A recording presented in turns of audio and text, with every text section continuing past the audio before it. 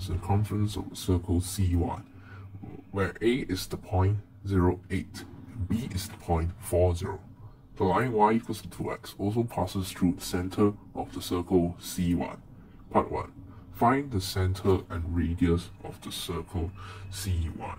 So it is important that we take note what the question requires. Center and radius. And both, we need to find out both quantities. Now let us do a sketch of a diagram to visualize things better. Let's say this is circle C1. And point A, x equals to 0, which means that if you were to draw out the y and x axis,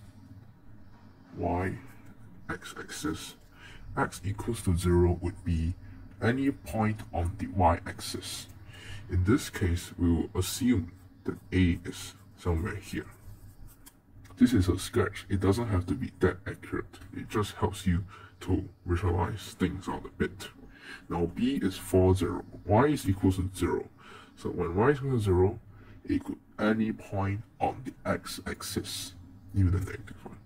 So let's say B is somewhere here, B 40. Now we can clearly see that this, from our sketch diagram, if AB forms the chord of a circle,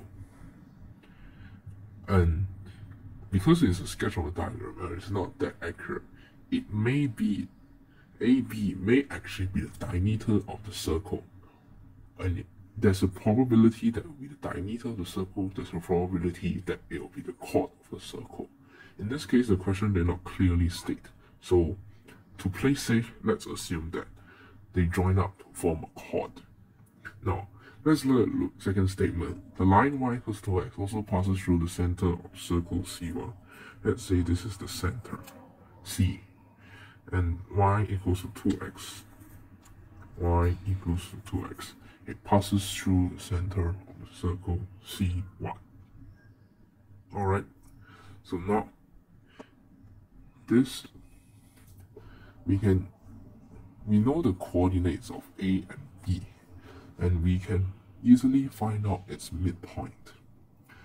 The midpoint formula is given by the sum of the x coordinates divided by 2, the sum of the y coordinates divided by 2, which in this case is 2 and 4 respectively.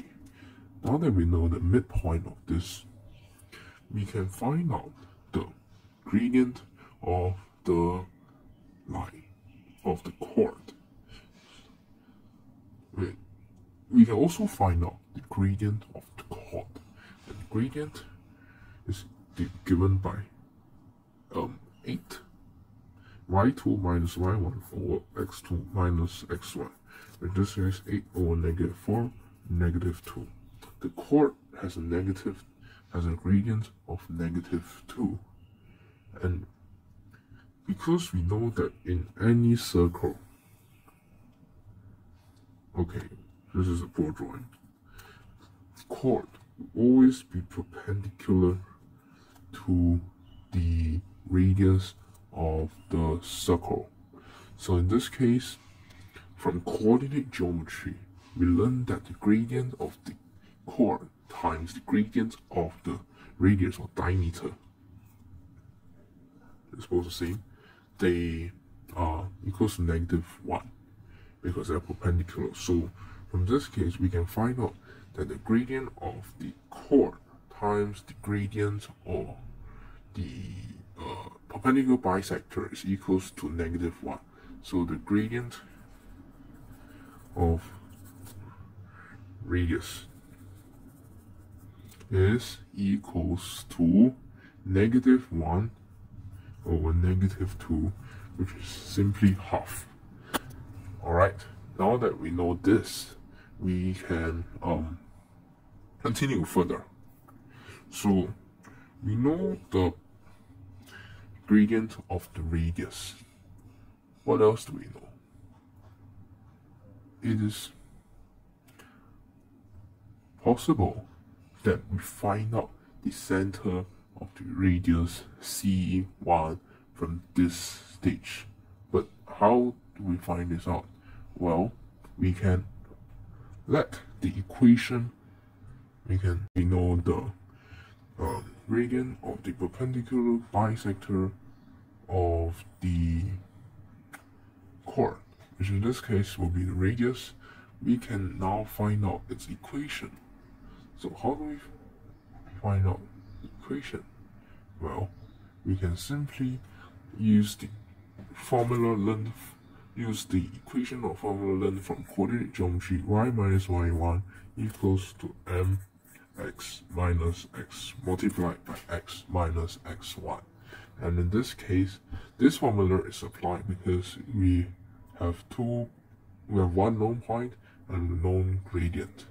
So we can go in to substitute this point, because in the perpendicular bisector, we need to substitute the midpoint and the gradient, because the midpoint of a line is the point on the perpendicular bisector of the line. So y minus 4 equals to half x minus 2. Y equals to half x minus 1 plus 4. Y equals to half x plus 3.